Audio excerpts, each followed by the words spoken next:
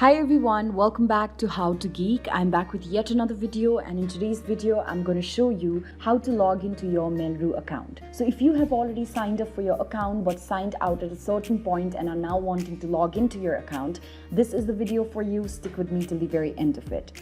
For this, first of all, either open up your Mail.ru on your web browser or open up the Mail.ru app.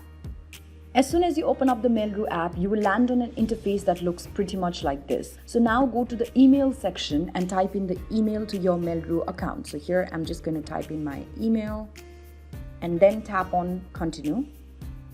Now you're asked to type in your password. So just type in the password that you already set for your account and then tap on sign in. And here it says that it has successfully been added. So tap on done.